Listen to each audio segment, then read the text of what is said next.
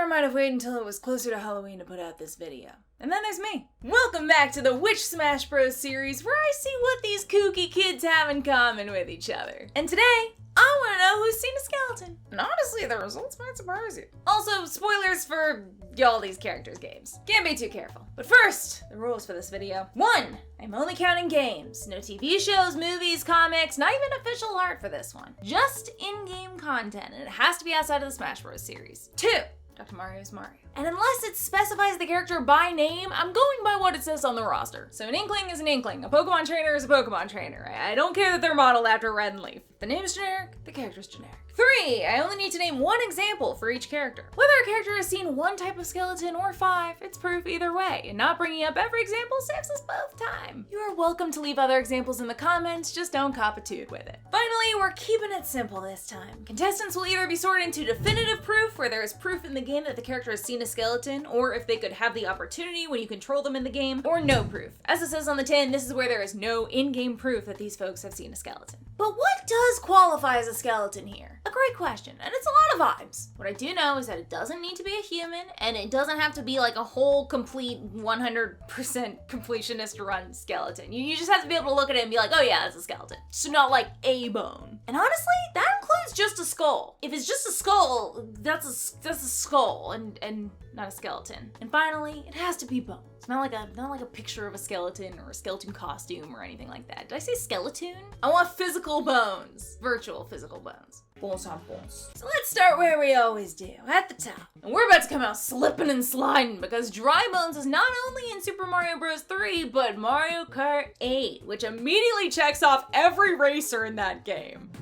I love those batch proofs. It means video's gonna be under 20 minutes. And while we're at it, we can add Piranha Plant to that list. Not as a racer, but as both an item and an observer. Also, since we're passing over them so quickly, I just want to give a little honorable mention to some truly beautiful skeletons that are worked into the scenery of Mario Odyssey and Breath of the Wild and Tears of the Kingdom. These are so cool that I just wanted to shout them out. Ooh, skeleton horses too. Okay, we gotta move on. Samus, and in turn Zero Suit Samus, is next, and she's seen both Samus and Crocomire skeletons. But Dark Samus is a bit more complicated, especially since we don't get nearly as much time with her as with regular Samus to see what she sees. Now, Dark Samus does turn a bit skeletal in Metroid Prime 2, but can we prove that she looks at herself? I don't feel comfortable with that being the proof. But I do feel comfortable saying that she looks like Andreda when she's blasting her in Metroid Prime 3, and you can see her skeleton right through her ding-dang skin. So all versions of Samus can be marked proven. Now for Kirby. Oh, Kirby has so many fake outs. Skull-Lord, Gabbins, and Axe Knights are all masks or hats. Skolars and Skolies are just skulls. And by my own rules, I can't count that. But Necrodius is more than just a skull. And it doesn't even stop there, because my actual favorite skeleton that Kirby sees is the one on the rock star in Kirby 64 The Crystal Shards. Look at that beauty. Sticking with the same series, Meta Knight and King Dedede are a bit tougher. There are playable characters in a couple of the games, and in Kirby Return to Dreamland Deluxe, where you can play as both King Dedede and Meta Knight, the ground is littered with Nautilus shells, which some count as an exoskeleton. But do you understand why we can't? Do you understand? Do you really want to live in that kind of wild lawed society? We can't count shells. Honestly, mainly because I'm not going back through all the games and looking for both skeletons and seashells. I simply refuse. So Nautilus shells are out. Then there's this coily Rattler boss from DDD Tour, but he's more like metal with a skull, so that's no good either. So where does that leave us? I'll tell you where that leaves us. Right smack dab in the middle of one of the most underappreciated Kirby games of all time, Kirby Air Ride. Here we can see in the Sky Sands level a Skeletorman. And because you can play as King Dedede and Meta Knight in this mode, they're going underproven. Next, the Star Fox boys beg the question, do they have skeletons in space? And the answer is yeah, basically. There's a boss named Goros that Fox and Falco fight that's more skeleton than not. You can see a ribcage, it's basically a skeleton man with armor. But Wolf is not a part of that battle, so the same dude doesn't work as proof for him. And you know, I can't prove that Wolf's seen a skeleton. He's probably done his fair share of killing, but a lot of that was probably just exploding spaceships and maybe laser blasting people on board ships, but you'd really have no reason to stick around long enough for them to become a skeleton, you know? A dead body isn't a skeleton, but a skeleton can be a dead body, maybe a square rectangle situation. But either way, I couldn't find any proof that Wolf has himself seen a skeleton. Ah, the horde of Pokemon are next. And are you thinking of Cubone right now? No, Skull Hat doesn't work. But even so, we can tick all except Mewtwo off, as all of them can be obtained via catching, trading, etc. in Pokemon Scarlet and Violet, along with Houndstone, which is the skeleton. Is it covered in hair? Yes. But I ask you, is this a skeleton? And is this a skeleton? It's basically the same thing. So because any of these Pokemon could come across or even be on the same team as a Houndstone, it counts. Which leaves Mewtwo. But in Pokemon Black and White, you can view a Dragonite skeleton in a museum, and because Mewtwo is obtainable in this game, the trainer could take their Mewtwo to the museum. Now you may say, but would the Mewtwo even see it if it's in a Pokeball? And to that, I point to several of the games where Pokemon accompany their trainers outside of their Pokeballs. So a lovely little museum stroll could easily be had. And if it wasn't obvious, we can tick the Pokemon trainer off as proven as well. The Earthbound boys can also both be ticked off, as Earthbound has the enemy conducting spirit and Mother 3 has cheery skeletons as enemies. Now, I don't know why I was convinced that there wouldn't be a skeleton in the F-Zero games. I guess most of what I know about those games is through Captain Falcon, and what I know about him is he's a dude who loves racing. So I guess I kind of figured that he's probably racing against other dudes in bodysuits who love racing. And I wasn't completely wrong, but I definitely didn't think he'd be racing against a friggin' skeleton. The skull is fully a skeleton, and even though you can't see the rest of his body, it's pretty clear that this isn't a mask or helmet, and he straight up came back to life after 200 years, so yeah, he's a skeleton. We can tick that one off. The Ice Climbers are up next, and while I would understand the desire to point to them being a skin in Super Mario Maker and therefore having the potential to see a Dry Bones, no, skins are just that. The actual Ice Climbers are just kiddos who've seen a whole lot of polar bears, but no skeletons. On to Sheik, and in turn Zelda, and we can see direct proof of them seeing multiple skeletons via the Stalfos armies in Hyrule Warriors. And because those Stalfos are part of Ganondorf's forces, you see them too. And those Stalfos also re-emerge both literally from the ground in Ocarina of Time for Young Link and in Wind Waker for Toon Link. Zelda characters complete. The Fire Emblem crew is the other huge daunting group that matches that of Pokemon in size, but doubles in intimidation since I'm not huge on the Fire Emblem series. I thought I'd have an easy out with Bonewalkers and Whites, but they aren't in any of the same games as the Smash Bros. Fire Emblem characters, with the exception of Fire Emblem Echoes, Shadows of Valencia, but in that game the characters are summoned by amiibos and are illusory heroes. So they aren't actually them, they're just illusions of them. Doesn't count. And Robin shares a game with the Revenants and Entombed, but I'm gonna be picky and say that these still have their skin and therefore aren't skeletons, but reanimated corpses. But then, the light shone through, and who was on the other side? Hell. Ironic. But yes, Hell from Fire Emblem Heroes can be fought by every single one of the Smash Fire Emblem characters in that game. And you can see skeletons both through her and on her throne. And even her general has a bit of skelly going on. Mr. Game & Watch is next, and as old as he may be, he's never seen a skeleton.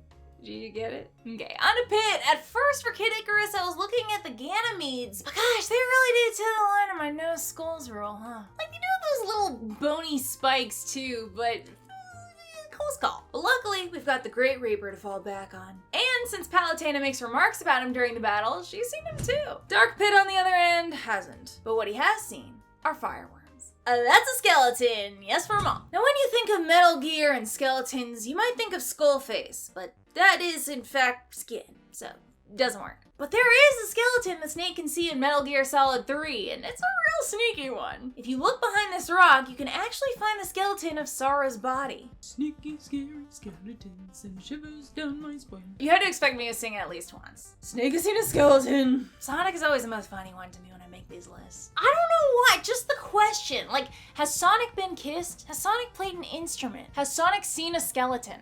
Like, I don't know, it just amuses me. But anyway, the answer is yes, Sonic's seen a skeleton. Like, did that answer surprise you? It's weird! But in the skeleton dome and Sonic and the Secret Ring, Sonic both flies past skeletons and kicks skeletons' asses. I don't know what else you want me to say about it. Sonic's seen a skeleton. Have a good week, everyone. Okay, Olimar. Y'all are gonna hate me for this one. Okay, listen, I need you to hear this with an open mind and an open heart. There's this slipper bug fossil, which is a trilobite exoskeleton. Open heart, open heart! Why should this one count but the nautilus shell shouldn't?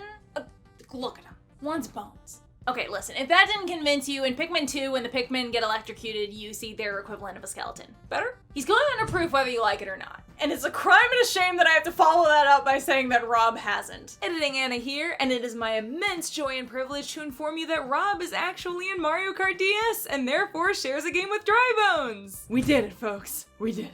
On to Mega Man. Skullman is not a skeleton. He's a man in a skeleton onesie. Skeleton Joe, on the other hand, I am unsure.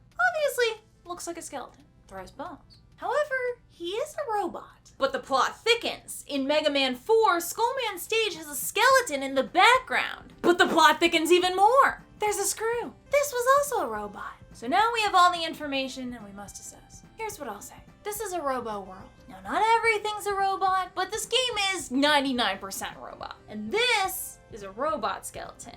But this is a robot's skeleton. And there's a difference, and I'm counting it. Mega Man has seen a skeleton that belonged to a robot once upon a time. Since all of their games take place in a gym/yoga studio, there is no proof that the Wii Fit trainer has seen a skeleton. But also I want you to look into her eyes.